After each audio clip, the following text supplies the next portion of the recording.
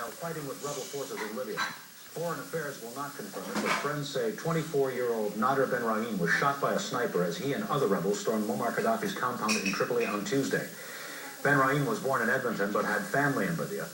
Meantime, the battles in Tripoli rage on, with rebels saying they are closing in on Gaddafi himself and have in fact surrounded him. Charlie Daggett has the latest. Libyan rebels are waging war on die-hard fighters loyal to Muammar Gaddafi.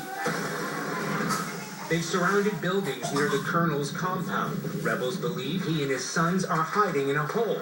One fighter vowed, "We will finish this today."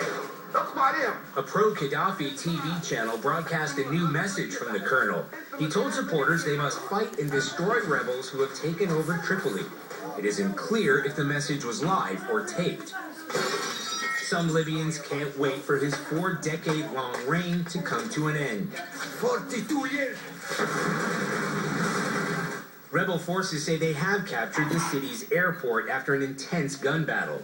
They found a multiple rocket launcher on the runway. They say Gaddafi's fighters had aimed it at downtown Tripoli.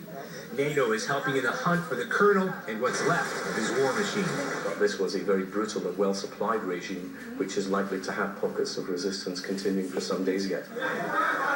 The city's main hospital has been inundated with victims of the violence. They're working around the clock and saving lives, but not all of them.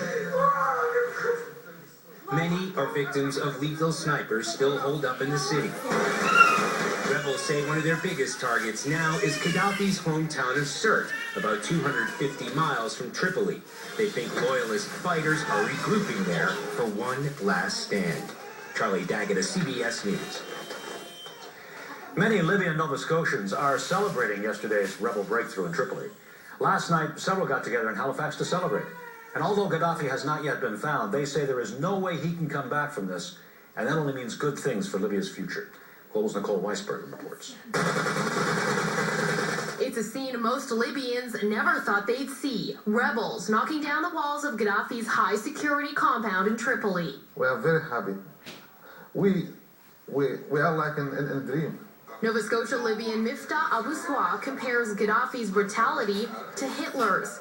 He imagined maybe one day someone close to the dictator might be able to kill him, but he never thought rebels would have a chance. And he's proud of the efforts that came out of his home city, Misrata. All the Libyans appreciate that from Misrata. And even like Gaddafi, controlled the whole city. But people start fighting from street to street. They didn't give up. While Gaddafi and his family have still not been found, Hadi Salah says there's no doubt his 40-year reign is over.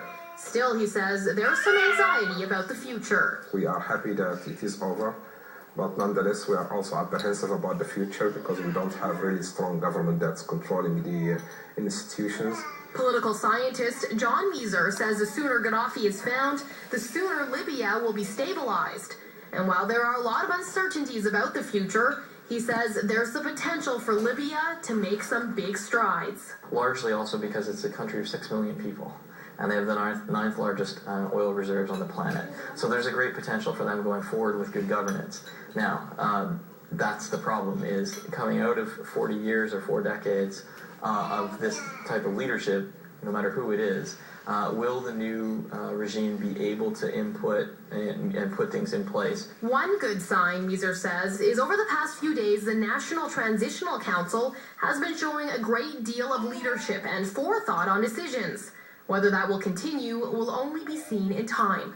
Nicole Weisberg, Global News, Halifax. Jack Layton is now making his final